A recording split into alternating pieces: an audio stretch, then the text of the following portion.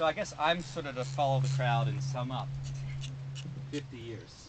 And I'm going to do it in 7.5 minutes. But I apologize for this. I can only meet that 7.5 minute parameter if I read it.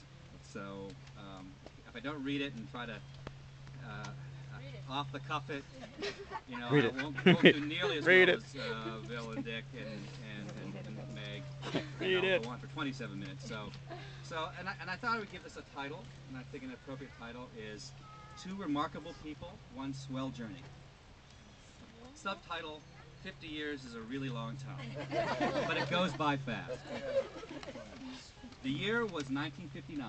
Eisenhower was in the White House.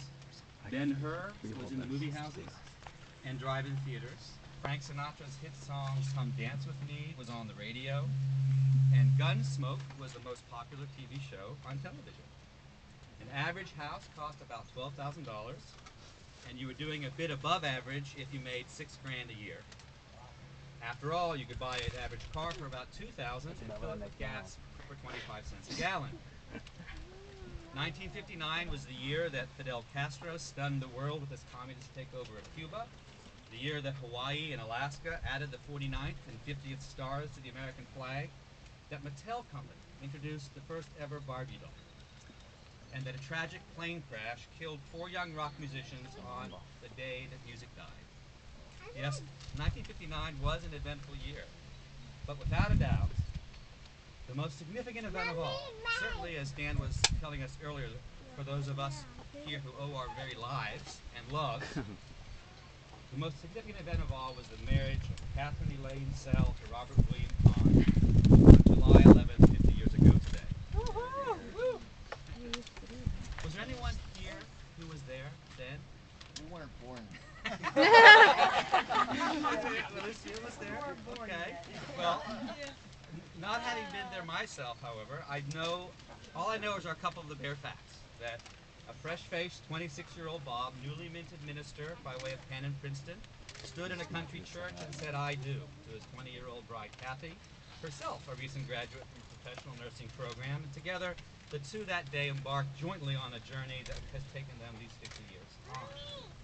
And one other fact I know about that wedding, a story told and retold so often and so variously down through the years that it may be more apocryphal than gospel. That as they were exiting the church, posing for yet another wedding photo, Dad was alleged to have, reported to have, perhaps may have, slightly barked to his startled new bride, "Kathy, I can't smile for the camera when you try to make me." Words to that effect, or maybe I have the story a bit wrong, but the point is, from that moment, a jealous interloper was introduced into the marital bliss between camera-shy Bob and shutterbug Kathy. And a decades-long contest ensued among these three: Mom, Dad, and the camera. 50 years, and perhaps 10,000 photos later, I believe it's fair to say the camera has indeed won. Smile, Dad. 1959, of course, was a short bridge to the 60s, that decade of the war on poverty, the Great Society, the civil rights movements, and Kennedy's "Ask What You Can Do for Your Country." Mom and Dad, the idealistic minister and nurse duo, took their place right alongside, and chose to start their young journey in married life. Where? Where else but among the rural poor in the Appalachian Mountains of southern West Virginia, of course. Dad and Mom, partnering together, tended body and soul among the underprivileged mountain folk. Dad preached in the country churches, and occasionally, during those bitter, cold mountain services in the unheated churches, Mom would wrestle out a hymn on an ancient pump organ, her legs furiously pumping the organ pedals beneath the folds of her heavy winter coat. Once even proving that, yes, it is true you can get frostbite in the Presbyterian Church. Though their missionary sojourn in West Virginia was but a few short years, time enough to have their first 2 kids. They, the Jackie O and John F. Kennedy of Dry Creek, in short, became greatly loved there. So much so that to this day, some poor soul who had been born to a family to whom Dad had ministered carried the name Robert Kahn as his first and middle name. determined that their children probably would be better off not growing up in the Dry Creek Holler, Bob and Kathy decided it was best to direct their idealism in new, more exalted fields, the coal mining and mill towns of southwestern Pennsylvania, and in particular 4 churches in a yoked parish there: Cokeburg, did I get this wrong? Let me know. These little towns have long faded from memory and from history. But Cokeburg, Millsboro, Vesperburg, and Fredericton. Double the services on any given Sunday, and before long, double the kids too. It was to become one hallmark of the health of their marriage. In what was to become a hallmark of the health of their marriage, Mom defied convention at the time, which had held that a pastor's wife was supposed to be in all respects an extension of the pastor and his work. And she drew healthy boundaries, before it was popular to talk about boundaries, between Dad's work as a full-time pastor and her own work in life. Mom, yes, she would do all she could single-handedly to get the 3, then 4 young children to church each Sunday, but to one service and one service only.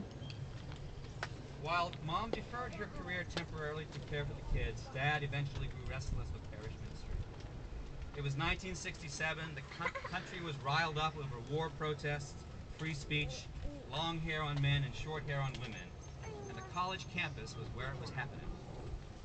Dad was hired as Waynesburg College's Director of Religious Life and then Dean of Student Life, but I suspect it really was little Laura who clinched the deal when she crawled up onto College President Bennett Richards' lap and called him Pappy.